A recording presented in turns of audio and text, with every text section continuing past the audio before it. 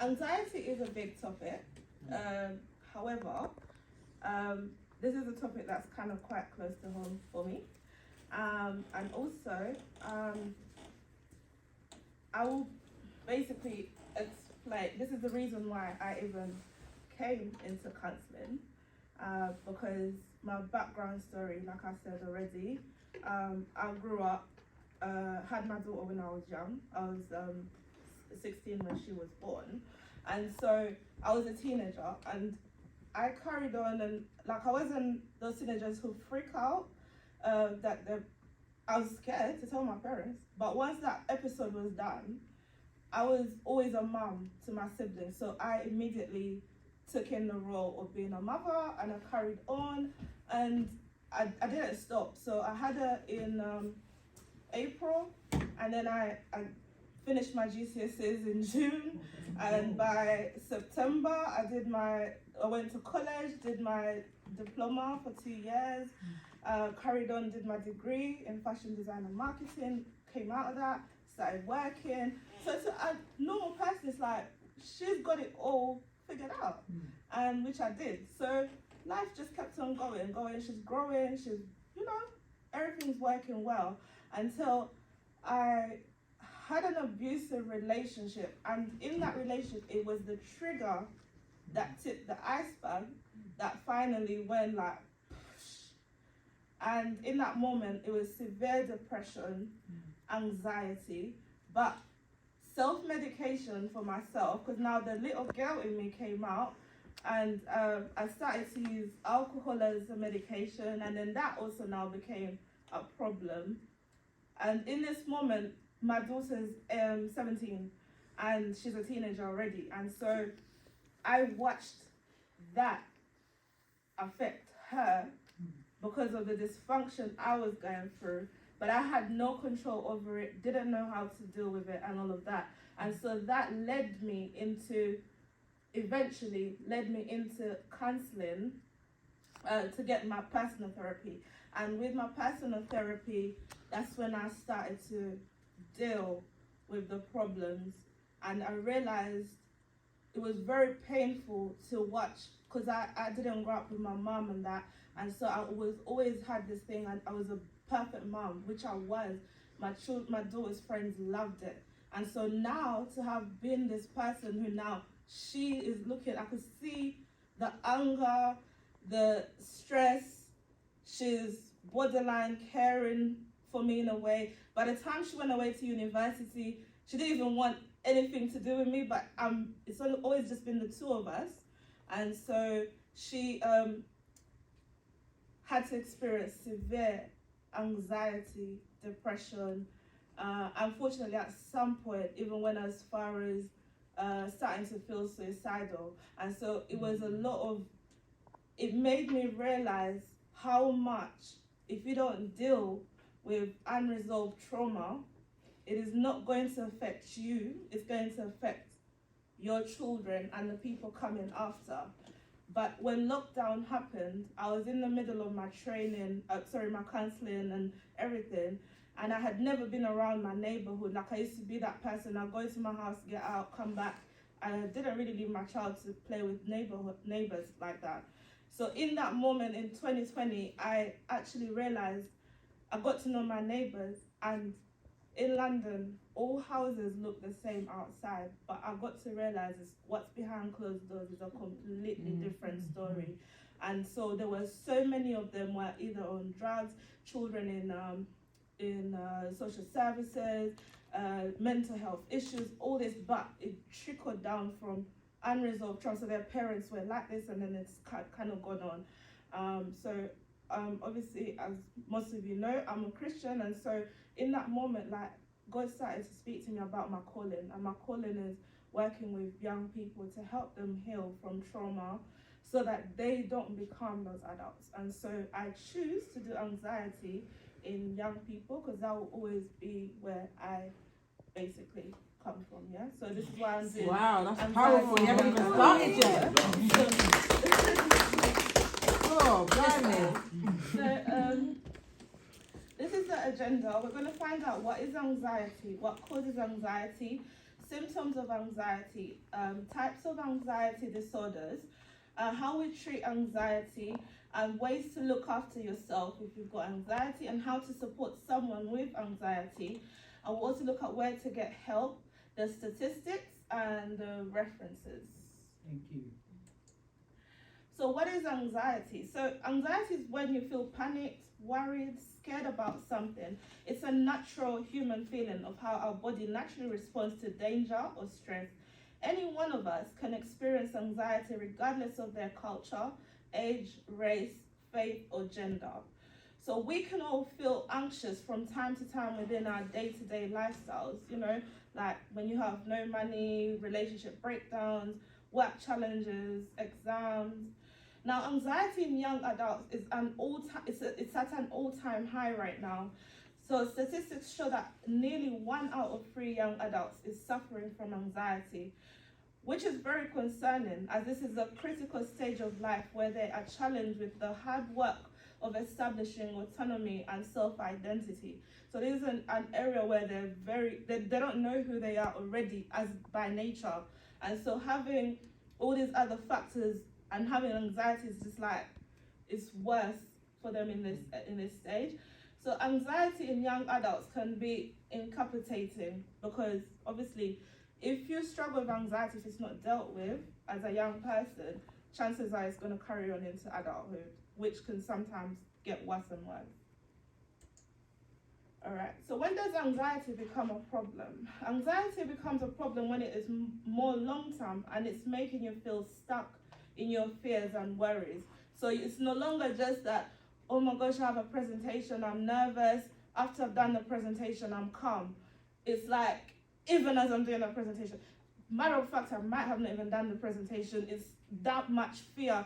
The fear was so much that I could not get myself to do the presentation in the first place. That's how deep it can be. When you feel overwhelmed and upset so much so that it seems like your worries are too big to manage. And when anxiety stops you from doing everyday activities. I personally remember when I had anxiety, I have to have the TV on all the time, because when it's off and it's quiet, it was the worst, because I would feel everything, even just someone just doing that, I could jump like so much, like someone who's banged, and you know, I'll start thinking, oh, someone's gonna come into the house, all of these things. So anxiety can stop you from doing everyday activities. You're just worrying all the time. And when you develop an anxiety disorder as well, is when it becomes obviously a problem. So what causes anxiety? So many things can cause anxiety. It depends on how someone feels in specific situations, regardless of how big or small life events that are out of our control. Me coming out the door, it's normal. For someone else, them moving from here to there, it can be a very anxious moment for them. So we're all like dealing with it differently. And so because of this, you can't just immediately know that someone has anxiety until you see them operate. Or like, you can't just tell someone, why would that make you anxious? You just come out the door, but people experience it. I was working with teenage parents, and one of the girls told me when she had her child, all of a sudden she got social anxiety. But this was a fully functioning young person before. But it was so bad that she could not even take her child to the GP. Like, she literally could not walk out that door. So it had to be a process. And someone else was like, why can't you just come out the door? It's just there, you know. Something that happened in the past, worries about the future, or things that you know could happen. What makes someone feel anxious might not be what makes another person feel anxious at all. We experience stressful situations in different ways. Sometimes we're uncertain of what's making us anxious. Sometimes we don't know. You can feel your anxiety comes out of nowhere, which can make you feel confused and upsetting. And this is why something like psychodynamic therapy is very good for me, because I can relate to this. I understand some people, you all of a sudden have an anxiety, but you don't know why, you know. But if you were able to go for therapy, slowly you might start to realize where that anxiety stemmed from, you know, which for me personally, I feel sometimes CBT doesn't do that because it's giving you the practical skills. So it's dealing with anxiety on a practical level, but it's not dealing on what actually causes anxiety. So relapsing is quite common in such a case. Change or uncertainty, such as starting a new school or losing a job. Pressure or stress, such as exams or financial problems. Struggling with your gender identity. Gender identity is very confusing for a lot of people when they're in that state. They have what they feel, they have what their parents feel, what friends feel, what social media feels. There's so much, and so that can end up making somebody really anxious because they'll struggle. I mean, if you don't have identity, what do you have? If you don't know who you are, just, I mean, so clearly that will definitely give you anxiety. Relationships with friends and family, difficult feelings like anger and loneliness, not coping with trauma, grief and loss. That's quite a very, very big one. And it doesn't just affect young people, of course it affects adults as well. If you're not managing that well, you could end up with anxiety.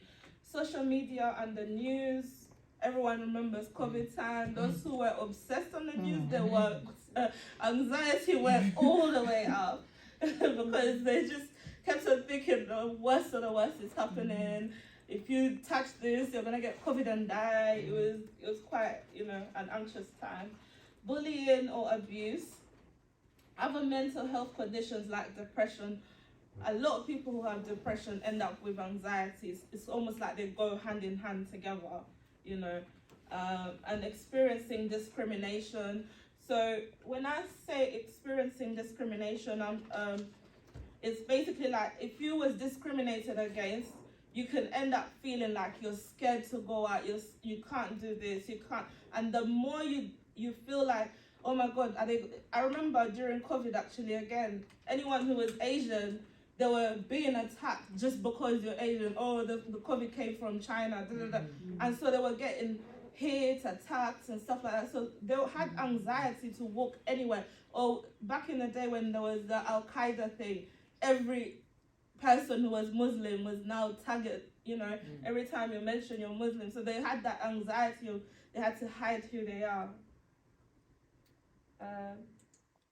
So symptoms and signs of anxiety. So in our bodies, people will sweat more than usual, stomach problems like feeling sick. Most times people get diarrhea when they're anxious. Your heart beating fast, and this is how it can end up being like what we had last week, panic attacks. You start off with anxiety, which leads into a panic attack. Grinding their teeth. A lot of people, when they're nervous or they're unsure, they grind their teeth. Fast, shallow breathing, feeling lightheaded, dizzy, or faint. And in our feelings and emotions, we just feel out of control. You're nervous and on edge and unable to relax. Like we can be in a calm room, everyone else is calm, but for you, you feel like you're about to, you're on death row or something. You can feel overwhelmed. You can feel self-conscious, needing reassurance or worrying that you've upset someone. Like something bad is going to happen, and you can feel tired and grumpy as well. And then in our behavior, this is where people have panic attacks, they get sleeping problems. I used to close my eyes the whole night, and I promise you, if I slept, it was like maybe 15 minutes. Because you're sleeping, but the thoughts in your mind, the fear, can't let you sleep. And so it could be very traumatizing because it adds on to everything else. And in that moment, it was like I would have to drink more so that I can black out and sleep kind of situation. So, and now you're bringing in another problem as well. So it can be quite challenging. Some people do drugs or whatever, others exercise, and it's too much that it's just not exercise in a fun way. They're really torturing themselves. Finding it difficult to concentrate. Definitely, if you're experiencing all these kind of symptoms, you can't concentrate. Eating more or less, I was on the flip side. I would never eat, but funny enough, because of the depression, I would still get big. So I don't know how that even works, but I'm a naturally a curvy woman. However, in that moment, I guarantee you, if you look at me, you would have said there's something that's not. You know, you just see someone that just look like they're bloated. I don't know. It's like water retention maybe more than their not natural body weight. You become tense or fidgety. Yeah.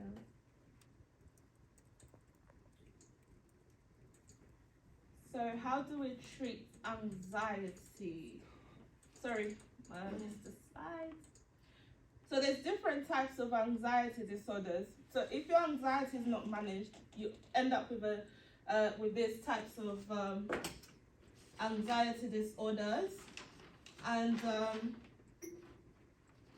yeah.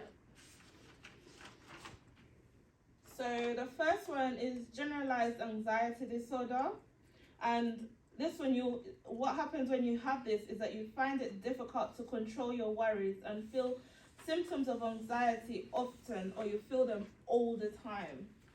And then there's social anxiety disorder, where you experience an overwhelming fear of social situations. So you avoid being around people, going out, speaking on the phone, going to college, education. Like you just don't want anywhere. You just want to isolate yourself. Then we've got academic anxiety, which is you find your anxiety for studying too overwhelming, and you're finding it hard to cope. So you can be in a class, but you don't do your assignments, you don't do your, like you really can't cope with anything, you know, you're too anxious that these things are limiting you from being academically present, you know. When I did this, I first did my level 3, I was still in that process of the depression and anxiety, and I really struggled. I could not get the things, everyone else is moving forward and I just could not do it. So I had to, eventually I got sick in hospital, so it also made me not complete, so I didn't finish it.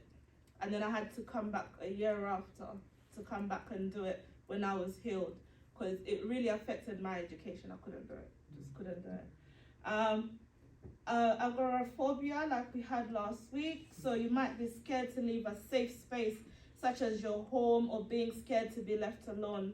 So, you know, you've seen sometimes when people can't be left alone, they always need to have someone around them, and or like they just don't want to go anywhere that's not their ordinary space. So how do we treat anxiety? So we can use guided self-help from the GP, right?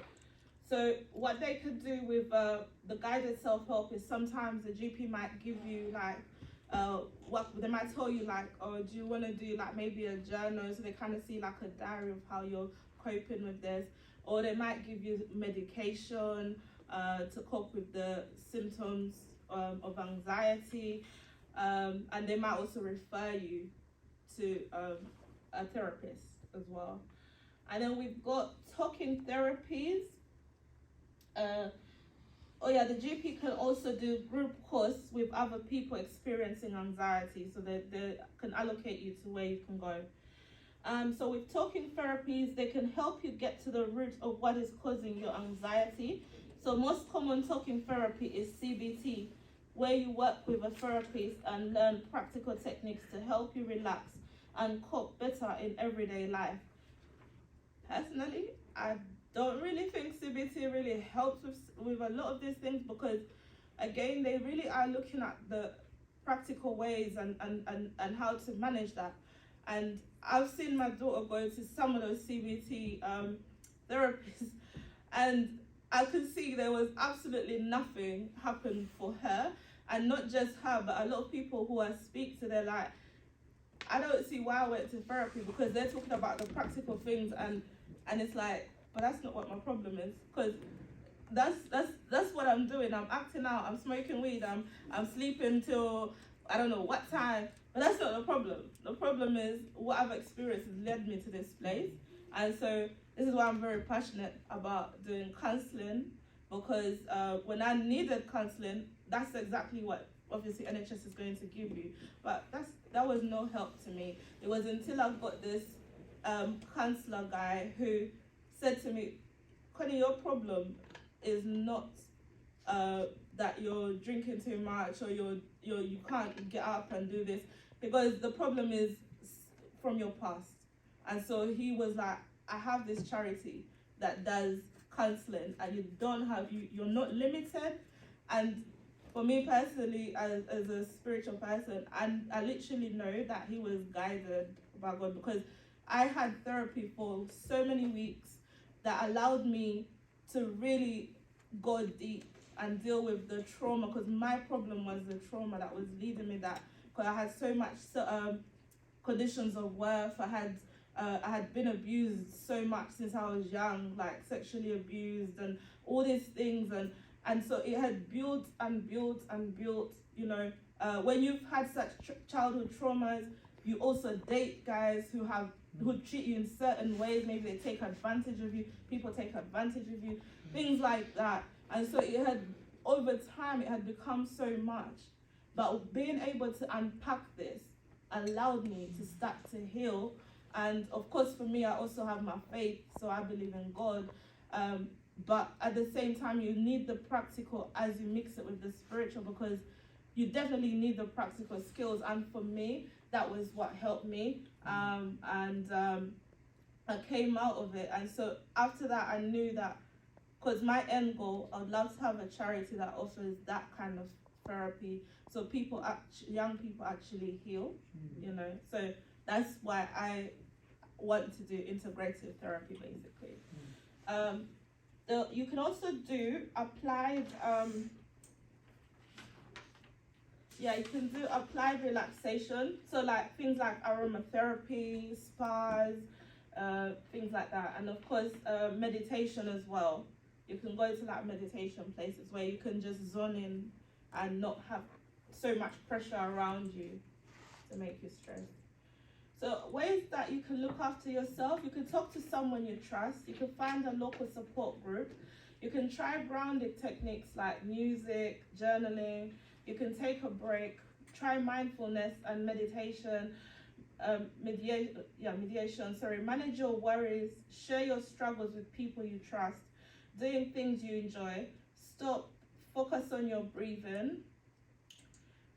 How to support someone with anxiety: reassure them in an anxious moment, validate their feelings, ask how you can help, don't focus on anxiety, encourage them to speak to someone they trust, and help them find professional help.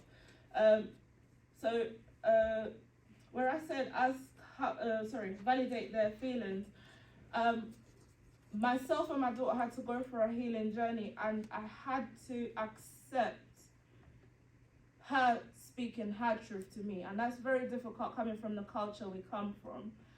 But if I wanted her to heal from this anxiety and all of that, I needed to have that relationship. So we always had a close relationship before anyway, but where there was that break in there, we needed to rebuild it on a different level. And I had to use wisdom and maturity at this point. So it's like, it's either you want your child to heal or not. And so I had to help her. Now that I was healed, I had to help her heal. And that was a process of where I had to allow her to be able to tell me exactly how she feels. When she's feeling anxious, what is she doing? You know, and so with that, I helped her, and she helped herself also to kind of eventually come out of it and build that relationship. So that's one way that you could support someone. So where can young adults get their help? So they can go to GPs. There's a website called No Panic, there's Childline, The Mix, Student Minds, Black Minds Matter, Mind Out, Young Minds, Samaritans. Samaritans is a 24-hour, like immediately, if you're really like that anxious, you can call that one. So statistics: the analysis of the Census Bureau's Household Health Survey finds that half, which is 50% of adults aged between 18 to 24 reported anxiety and depression symptoms in 2023 compared to about a third of adults overall. Like 50% is crazy. It's a crazy amount. Young people in the UK have higher mental health needs than ever, and 1 in 6 young people in England aged 5 to 16 experienced a mental health problem in 2020, up from 1 in 9 in 2017. Nearly 1/3 of 16 to 24-year-olds in the UK, 31% reported some evidence of depression or anxiety in 2017 to 2018. According to a study done by Mental Health Foundation, young people in UK are more likely to feel anxious than any other age group. So like it's one of the biggest mental health challenge for young adults. 89% of UK young adults aged 18 to 24 said anxiety interfered with their day-to-day life to some extent.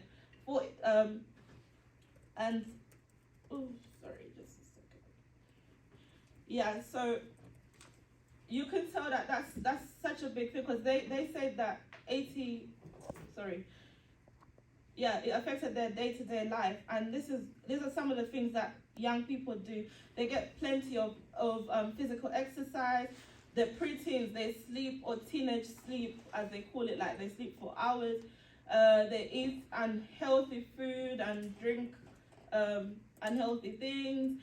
They'll drink a lot of like alcohol and take drugs, and they'll avoid unnecessary stress by putting things off or being late. Like they'll be so inconsistent, unreliable, you know.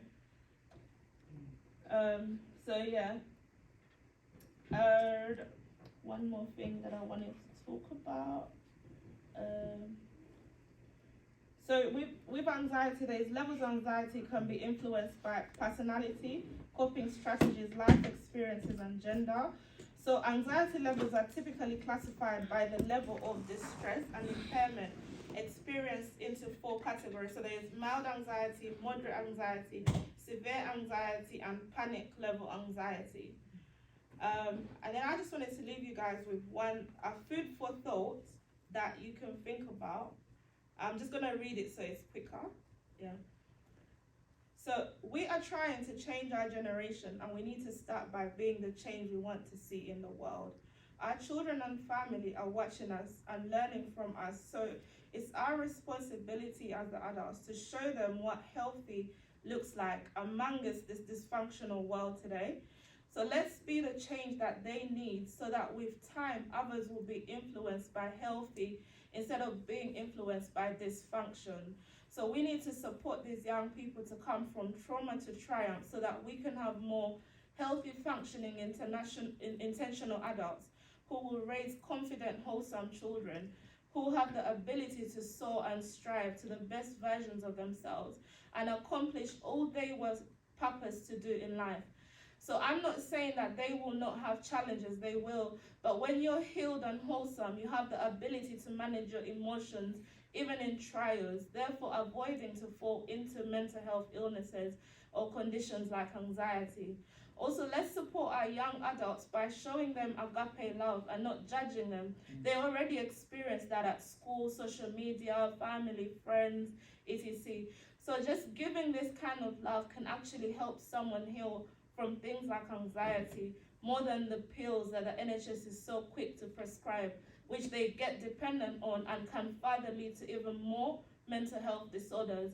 All they need is our support and understanding. Even when we don't understand, just listen. They already find it difficult to open up. So if they have been able to just listen, to open up, just listen, they really want to feel heard, and that's something that can lessen anxiety for them when they realize it's okay for them to be who they are and don't have to be like someone else.